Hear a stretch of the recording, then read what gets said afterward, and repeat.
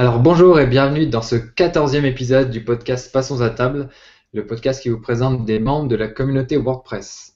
Alors jusqu'à présent on a parlé un petit peu des membres qui ont des blogs, etc. Mais après il y a d'autres membres de la communauté WordPress, pardon. Ce sont aussi surtout les utilisateurs de WordPress parce que vous aussi vous en faites partie.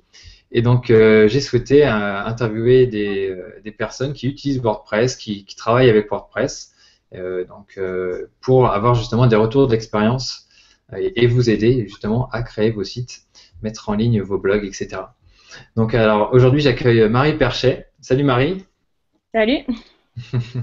Alors donc ouais, tu es développeuse front-end, donc c'est-à-dire que tu bosses principalement avec les langages HTML, CSS Et et, JS aussi. et PHP aussi, ouais. Non, le JavaScript. Et JavaScript, oui, excuse-moi, j'ai pas bien entendu. Et oui, tu travailles beaucoup avec WordPress. Mhm. Voilà. Et donc voilà. Alors, donc tu es à l'origine de deux sites, si je me trompe pas. Alors, qui sont Scrivo Ergo Sum, c'est ça? Ouais. Ok, c'est bon, je me trompe pas dans la prononciation. Et aussi phobiealimentaire.fr. Donc, ouais, tu veux nous expliquer tout ça, nous présenter un petit peu ça. Donc, pour commencer, est-ce que tu peux présenter voilà un petit peu ton parcours, d'où tu viens, etc. et ce que tu fais, voilà, où tu travailles et ce que tu fais comme type de projet, etc. Alors, moi, je suis normande à la base. J'ai fait des études de graphisme à Bordeaux. Et puis, finalement, le graphisme, c'était pas forcément ce qui me convenait dans le cadre du boulot, on va dire. Et du coup, je me suis redirigée, enfin, spécialisée dans l'intégration.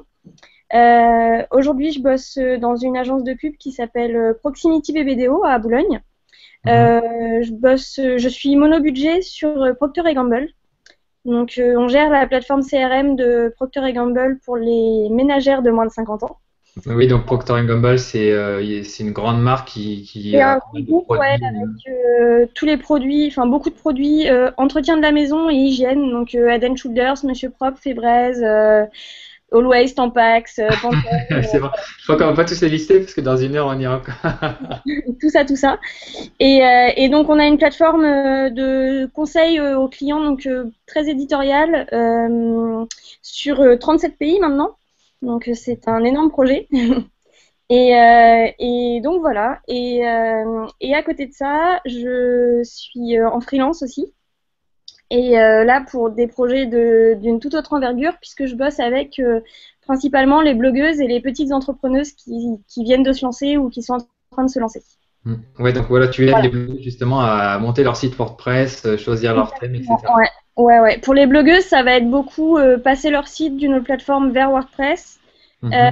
pour les entrepreneuses, ça va être lancer leur site, mettre en place une e-boutique, des conseils d'ergonomie, du X, etc. Ce genre de choses. D'accord. Alors donc et justement, tu donnes des conseils par rapport à tout ça sur ton blog, c'est ça? Ouais. Alors là, je suis en train de monter un troisième blog, puisqu'il n'y en a jamais assez, euh, qui s'appellera La Fée des blogs et qui sera dédié justement à tous ces conseils et toutes mes prestations. Et ma boutique va déménager sur La Fée des blogs. D'accord, oui, parce que tu vends des petits cours que tu appelles des e-classes, c'est ça? Voilà, exactement. Je vends des cours en PDF, je fais quelques formations en présentiel également. J'en ai fait deux pour l'instant. J'espère pouvoir en faire d'autres en 2015. Et puis, je fais beaucoup de prestations à la demande, suivant les besoins des personnes. Ok, d'accord. Alors du coup, bah, on va essayer de parler un petit peu de ce que tu proposes justement bah, à ces entrepreneuses et blogueuses. Donc vraiment, elles partent de zéro, j'imagine. Pour la C'est plupart, ça, ouais. WordPress et même enfin le niveau en termes de site, quoi. Parce que si tu disais qu'elles étaient sur une plateforme C'est ça. généralement, si vous avez un site avant. Donc, C'est euh, ça. donc voilà, Et puis, comment ça marche? Qu'est-ce que tu leur proposes exactement? alors, l'idée, c'est vraiment de faire une initiation à WordPress pour qu'elles puissent se débrouiller derrière pour gérer leur contenu et tout. Moi, je fais de la mise en place, mais je fais pas de webmastering, je fais pas de suivi derrière. C'est vraiment leur donner les billes pour qu'elles puissent gérer leur site. Et WordPress est parfait pour ça parce que c'est super intuitif et même des gens qui n'y connaissent rien peuvent très vite le prendre en main, donc c'est top.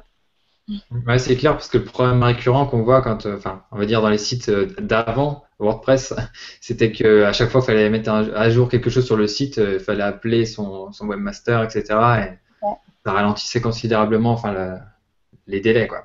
Donc voilà, ce qui est bien avec WordPress, c'est bon, on en a déjà parlé dans les précédents épisodes, mais voilà, c'est vraiment une rapidité de mise en place et une autonomie, une autonomie. Donc, alors, comme je disais en introduction, c'est que ce qu'on va essayer de faire avec cet épisode du podcast, c'est justement de parler de comment Marie a mis en place ses sites et donc quel thème elle a choisi, ou, enfin pourquoi elle a choisi son thème, etc. Les plugins et donc tout ça dans le but de vous aider à concevoir vos propres sites. Donc ouais, on va commencer donc avec Scrivo Ergo Sum. Ouais. Alors, justement, attends, avant de passer au conseil, d'où vient ce nom? Alors, j'écris, donc je suis. Ouais, d'accord, ok. C'est vrai que c'est tout simple. Ma passion, c'est l'écriture. Et le blog, c'est juste un prétexte à écriture finalement. Voilà, c'est parti de là à la base. Ok, d'accord. Ok, bah, on va pouvoir enchaîner. Alors, on va commencer, on va enchaîner sur l'apparence. Alors, du coup, comment tu as choisi ton thème? Alors, je crois que je l'ai déjà vu sur ThemeForest, ton thème, mais je suis plus trop sûr. Alors, c'est Veloom. Ouais. Donc, c'était cet été, j'avais envie de changer un petit peu le design de mon blog.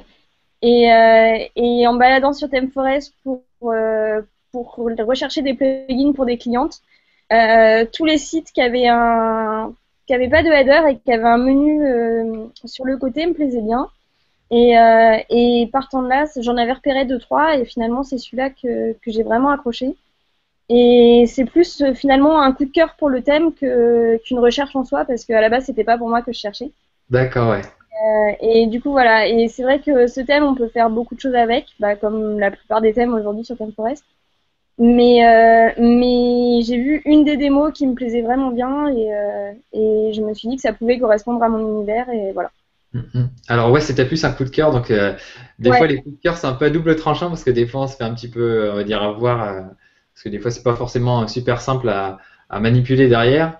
Et du coup là pour Veloom, t'as pas eu de soucis, tu arrives quand même à faire ce que tu veux. Non, j'étais un peu déçue parce que la démo montrait le plugin Uber Menu pour les méga menus. Et en fait, il était inclus en version light dans le thème avec lequel on pouvait quasiment rien faire et il fallait repayer le plugin en plus. Ah d'accord, et ça il avait pas dit à la base. C'était pas spécifié très clairement. Donc j'étais un petit peu déçue par rapport à ça, mais sinon pour le reste, ça a été comme je voulais coller à l'une des démos du site, ça a été quand même assez rapide et assez facile à mettre en place. Ok, c'est vrai que de mémoire il propose un nombre de démos assez. Ouais. Un nombre de mises en page assez vaste, hein. Je crois que tu peux faire un site classique, mais après, comme tu disais, avec le menu sur le côté, alors je sais plus s'il est à droite ou à gauche, sur ton site, il a. Je l'ai mis à droite, moi. Ok, d'accord. Et alors, du coup, ouais, tu disais que c'était vraiment un coup de cœur, mais est-ce que tu recherchais, comment dire, c'est pas facile à exprimer, mais qu'est-ce que tu recherchais, on va dire, à transmettre avec ton blog à travers ce thème? Je voulais laisser beaucoup de place à l'image. Et du coup, vu qu'il n'y a plus de header, ça laisse vraiment toute la hauteur pour les articles. C'est vrai que moi, je suis sur un portable 13 pouces, donc j'ai l'habitude d'être sur un petit écran. Et pour moi, c'était important que le header ne mange pas toute la page. Et par le menu sur le côté, j'ai personnalisé les photos qui sont dessus. En fait, suivant les catégories, l'image change. Donc ça permet aussi de définir un univers comme j'ai beaucoup de thèmes sur mon blog, ça permet de définir un univers par thème en fait. Et ça me plaisait pas mal. Ok. Alors du coup, est-ce que tu peux nous parler de ces différents univers sur ton blog pour donner justement un petit peu de contexte par rapport à cette recherche de thèmes? Alors, je parle de do it yourself, je parle de livres, je parle de voyages, je parle de petites astuces de geek, enfin de geekette. En l'occurrence, ouais. C'est ça. Je parle de. Qu'est-ce que je parle d'autre de la blogosphère en général. Depuis l'année dernière, je suis quand même assez active sur la blogosphère féminine, donc c'est vrai qu'on en parle pas mal entre nous sur les blogs. Voilà, un peu tout ça, différents univers. D'accord, ouais, donc en fait c'est un blog, on va dire, un peu général dans lequel tu parles de tout. Comme je disais tout à l'heure, c'est vraiment un prétexte à écriture. Donc après, c'est ce qui te vient à l'esprit. C'est le fait d'écrire qui me fait vraiment plaisir. Donc après, les sujets viennent comme ça, suivant les inspirations du moment. Ça marche, ok. Alors du coup, et c'est pour ça justement que tu veux migrer, on va dire, toute la partie conseil aux blogueuses sur un autre site, c'est ça? Sur la Fée des blogs, en fait, c'est le surnom que mes premières clientes m'ont donné. D'accord. Et c'est vrai que Scribo Ergo Sum, c'est très bien pour mon blog perso et j'aime beaucoup ce nom, mais ça n'a pas de rapport avec mon activité. Et du coup, au niveau référencement et au niveau bouche à oreille, je pense que c'est plus pertinent d'être sur un nom qui a un rapport avec mon activité. Donc Hmm. voilà. Alors, J'ai une graphiste qui va travailler dessus la semaine prochaine pour faire un nouveau logo et on va commencer à travailler sur un design et vraiment avoir un univers propre à cette marque d'aide aux blogueuses. d'accord. Ouais, c'est clair que bah, pour ceux qui nous écoutent, justement, si vous avez un site et que bah voilà, si c'est juste un blog, vous parlez un petit peu de tout et puis que après avec le temps vous commencez, on va dire, à vous professionnaliser entre guillemets, c'est mieux enfin d'avoir quelque chose de vraiment dédié pour pouvoir bah, mieux communiquer dessus et pas avoir des articles de geekette qui traînent à côté des conseils vraiment pratiques, quoi. Ouais, c'est vrai que c'est pas évident et c'est pour ça aussi que bah, j'ai phobie alimentaire à côté dont tu parlais tout à l'heure. Euh, Ouais, Ça c'est un problème de santé que depuis que je suis toute petite et qui est très mal connu en France. Et au début c'est pareil, ces articles-là ils étaient sur mon blog généraliste et je les séparais. Et depuis que j'ai mon nom de domaine phobie alimentaire, j'ai un référencement qui est top. J'ai énormément de contacts par rapport à ça. Et c'est vrai que sur quelque chose d'aussi spécifique, c'est super important de pouvoir être bien référencé et de pouvoir communiquer sur un nom qui est en rapport avec l'activité. mm. Alors bah justement, si tu veux bien nous en parler un petit peu, à quoi ça correspond cette phobie justement. Bah, en fait, j'ai peur de goûter des nouveaux aliments que je n'ai jamais mangés. D'accord, ok. Voilà, c'est quelque chose qui est très mal connu en France. En France, les troubles alimentaires, c'est l'anorexie, la boulimie, et puis ça s'arrête à peu près là. Mhm. Aux États-Unis, ça commence, ça a été reconnu en 2013, donc on commence un petit peu à en parler. Mais en France, c'est pas encore ça. Et pour l'instant, sur la documentation en français, on va dire, je suis la seule à publier là-dessus. Donc j'ai énormément de contacts par rapport à ça et c'est vrai que bah, l'entraide s'est mise en place vraiment grâce à mon blog. D'accord. Donc ouais, alors c'est un blog qui a plus vocation à fédérer une communauté pour justement donner des conseils, puis parler un petit peu de tout ça, quoi. Ouais, ouais, ouais. D'accord, ok. Rassurer les parents très inquiets parce que leur bambin ne mange pas. Ok. Alors justement, en parlant sur ce blog, j'ai vu que tu avais, enfin, il était disponible en plusieurs langues. Ouais. Alors on va passer un petit peu, on va dire, au côté plugin de Mhm. l'étude de cas. Alors qu'as-tu utilisé pour mettre en place le multilingue? Alors en fait, au tout début, j'utilisais Qtranslate pour le faire à la main et j'y passais énormément de temps alors que j'ai 3 lecteurs américains. Donc j'ai fini par lâcher l'affaire et j'ai mis un plugin, je sais plus son nom exact, mais c'est un plugin de traduction par Google Translate. Ah Ok. d'accord, ok. Ça marche. Bah, je mettrai le lien en dessous quand Ouais, tu auras l'occasion de regarder.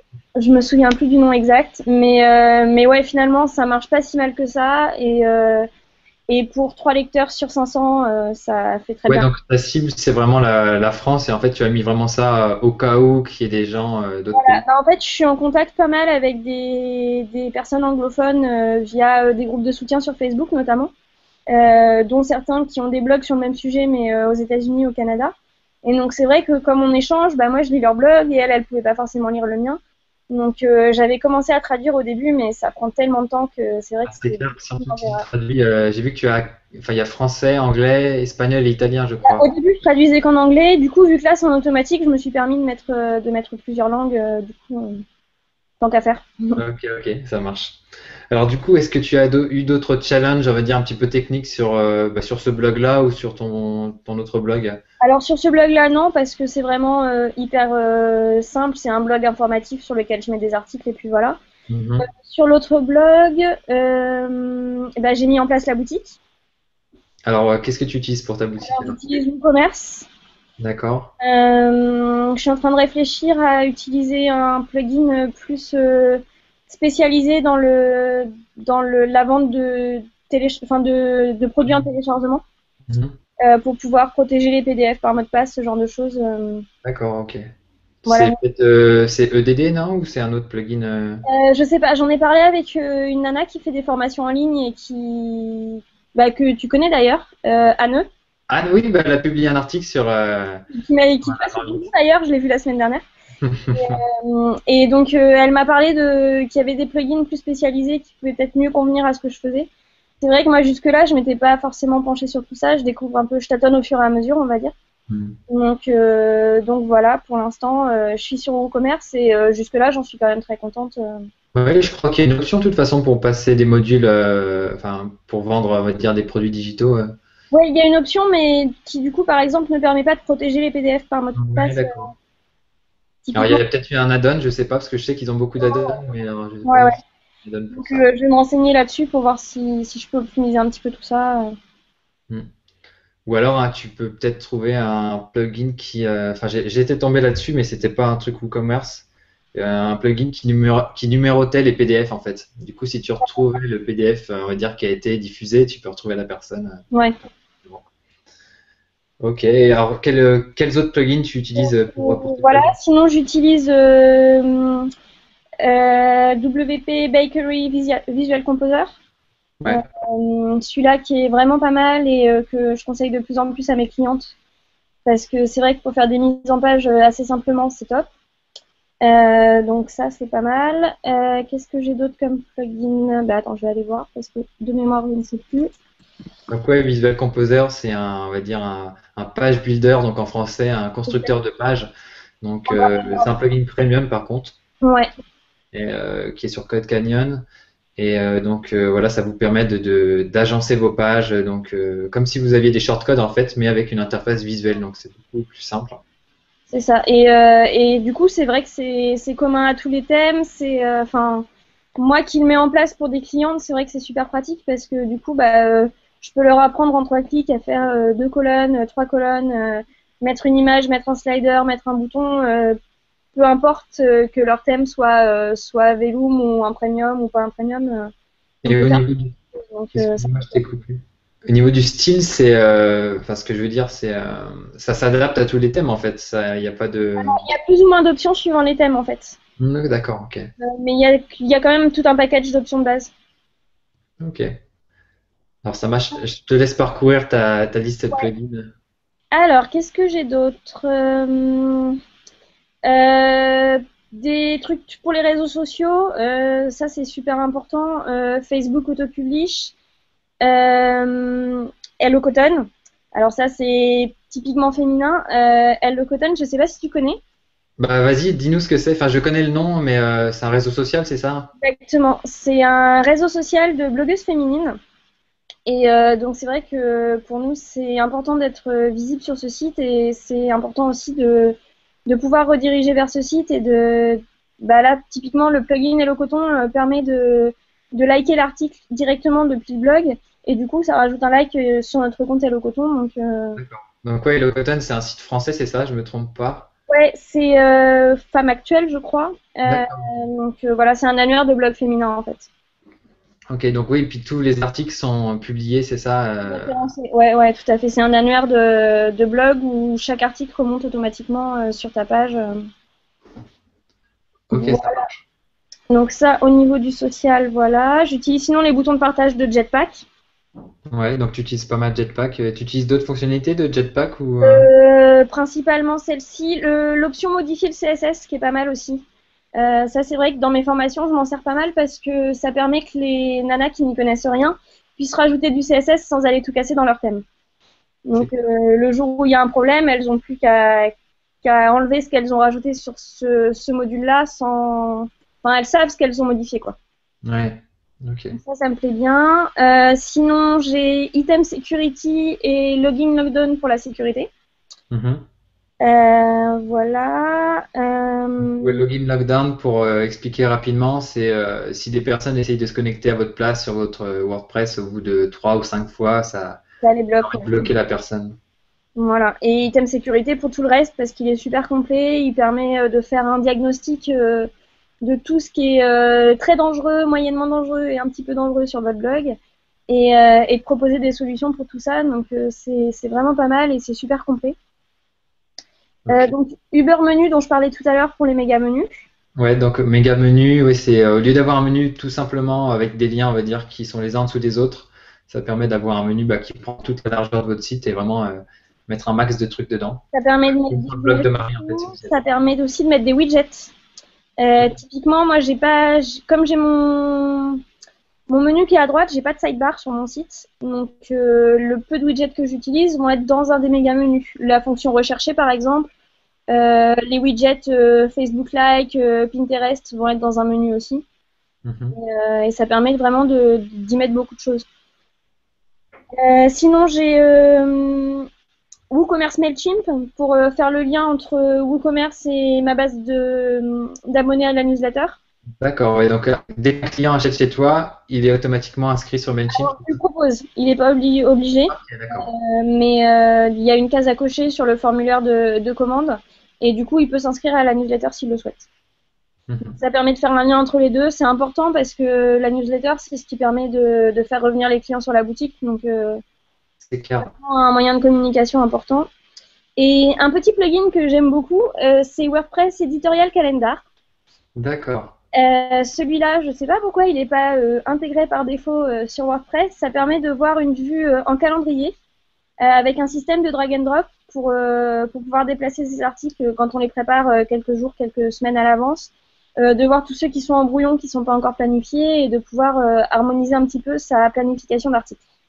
Donc ça, Ouais. je trouve ça vraiment très pratique et c'est dommage que ce soit pas proposé par défaut parce qu'une fois qu'on y a goûté, on peut difficilement s'en passer. Bah, en fait, moi, je m'en suis passé, je l'ai désinstallé ce matin ou hier soir.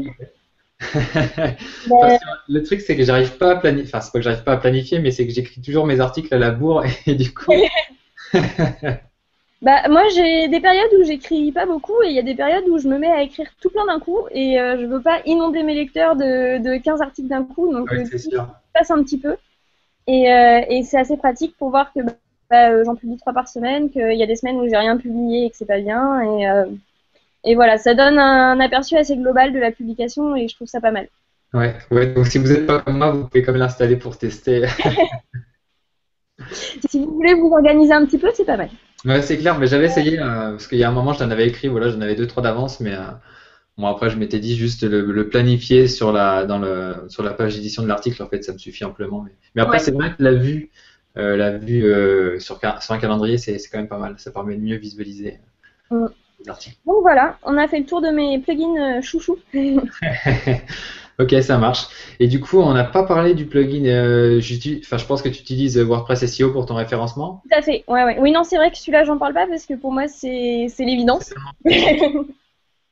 Et aussi en termes de sauvegarde, qu'est-ce que tu utilises tu utilises un plugin, tu utilises un service? C'est sur Item Security. Il y a une option de programmation, donc je reçois ma base de données par email toutes les semaines. Ah, ok, d'accord. Voilà. Et puis bah pour les images, je le fais de temps en temps quand j'y pense manuellement. Ouais, attention, attention, faut faire gaffe quand même parce que Ouais, ouais. après il y a des plugins gratuits hein, qui te font qui te sauvegardent tout le site. Alors je crois que le de nom c'est ta WordPress Backup ou VP, W Backup, un Ouais. truc dans le genre. Mm. Et ça c'est pas mal. Ok, super, bah c'est cool. Alors du coup, est-ce que tu as, on va dire une petite idée de ce que tu vas installer, mis à part ton plugin de boutique pour la fée des blogs? Non. Ou le blog de la fée, Non, excuse-moi. la fait des blogs, t'avais raison. La fée des blogs, ah, mince. Non, à part la boutique, pour l'instant, je sais pas du tout. Euh, Et tu as un thème en tête Pas peut-être? du tout. J'attends d'avoir mon logo en fait pour commencer à rechercher le thème. J'ai très très hâte de voir à quoi ça va ressembler. Mais comme là, j'ai envie de faire les choses bien, donc je bosse avec une graphiste qui fait des très jolies Hmm. choses en plus, donc je sais que je vais avoir un joli thème et un joli blog et ça va être cool. Ouais. Mais c'est clair, en tout cas, oui. Excuse-moi, vas-y, continue. Qu'est-ce que je voulais dire? Je sais plus. Non, je réfléchis à est-ce que je mettrais pas en place carrément un plugin de formation en ligne pour que mes formations, plutôt que de les livrer en PDF, soient disponibles sur mon site. Mais ça, je me suis pas encore penchée techniquement sur les plugins. Je sais qu'il y en a plusieurs, donc je me suis pas encore penchée là-dessus. Donc voilà, ok. Bah, attends, je vais aussi revenir sur le logo, dans ce dont tu parlais juste avant. C'est que c'est vrai, si vous avez un logo au préalable, c'est mieux de vous baser sur votre logo pour rechercher votre thème et pas faire l'inverse, parce que sinon, après, c'est plus dur de réadapter le logo par la suite. Mm. Donc voilà, ça c'était le petit conseil. Donc bah ouais, c'est sympa. De quoi on pourrait parler d'autre? Peut-être de formation, tu as dit que tu avais commencé à faire des formations en présentiel. Ouais, je travaille avec Oh My Blog. Oh My Blog, c'est deux blogueuses qui l'an dernier ont créé une petite société d'événements pour blogueuses pour les faire se rencontrer dans la vraie vie. Et en plus de ça, elles font la Blog School, qui sont des petites formations sur tout ce qui touche au blogging, donc la photo, Photoshop et WordPress. Ok, super. Donc voilà, donc moi j'apprends aux blogueuses à installer WordPress, migrer leur ancien blog si besoin, installer leur thème et puis personnaliser un petit peu leur thème. Donc des petites bases de CSS très basiques, mais pour faire un petit peu de Ouais. bidouillage de thème, quoi. Ok. Donc ouais, et du coup, c'est sur Paris, j'imagine. Ouais. Pour l'instant, c'est sur Paris. On est en train de réfléchir à comment on peut faire pour en faire en ligne pour les blogueuses de province. Donc, pour l'instant, c'est encore à l'échelle de projet, mais on espère que ça va arriver en 2015. Ok, ça marche. Et du coup, il y a une grosse communauté de blogueuses à Paris. J'imagine un petit peu quand même si vous faites des événements, mais Ouais, c'est pas mal. Les premières soirées au My Blog, il y avait 25 places. C'était sold out en quelques minutes. C'était vraiment la guerre pour réussir à s'y inscrire. Ça marche pas mal. Là, elles ont commencé les événements en province. On part à Bordeaux fin novembre. Parce qu'il y a eu une grosse demande des blogueuses de province qui étaient un peu lésées de ne pas pouvoir participer aux c'est sûr. événements. Ouais. Donc voilà, ouais, la communauté de blogueuses françaises est quand même très active, très soudée, on va dire. Et c'est vrai que pouvoir se rencontrer en vrai, c'est top parce que ça crée encore plus de liens que ce qu'on peut faire sur la blogosphère. Moi, il y a 3 mois, j'aurais jamais imaginé faire des formations WordPress, faire du freelance sur WordPress. Tout ça, c'est venu grâce à la blogosphère. D'accord, ok. Ouais, c'est vrai que, enfin, moi, c'est vrai que, enfin, je suis pas trop, on va dire, la blogosphère féminine, mais c'est vrai qu'il y a quand même beaucoup de blogs. Enfin, moi, je connais de nom un blog une fille. Je connais Glose.fr. Je l'avais rencontré comment ça s'appelle? Au Web2Connect. Alors après, c'est d'autres événements web qu'il y a sur Paris. D'ailleurs, enfin voilà, il y en a certains qui, enfin après sur Lyon, il y a le Blend Webmix aussi qui est sur le web. Ça, c'est rencontrer en vrai, c'est vraiment c'est top. Et puis il y a le WordCamp, j'allais oublier le WordCamp Paris. Euh, Moi, j'avais fait l'année dernière le Happy Blog Day, ouais. qui est un petit événement pareil pour les blogueurs. Donc ça, pour le coup, c'est pas uniquement féminin. Et c'était pour des conseils. Il y avait un graphiste, un développeur, je sais plus. Il y avait plusieurs secteurs comme ça pour des petits conseils, des petites formations, enfin des petites conférences d'une demi-heure, 1 heure. Et Mhm. c'est pas mal aussi, ouais. Ok, ça marche. Bon bah super, je pense qu'on a fait le tour, c'était sympa. Donc pour tous ceux qui sont intéressés pour retrouver les liens de tout ce dont on a parlé, pardon, je vous invite à vous rendre sur passonsatable/14 et puis abonnez-vous au podcast sur YouTube et puis je vous dis à bientôt pour le prochain épisode. Allez, salut Marie et puis merci. Salut, merci à toi, bonne soirée. Ciao.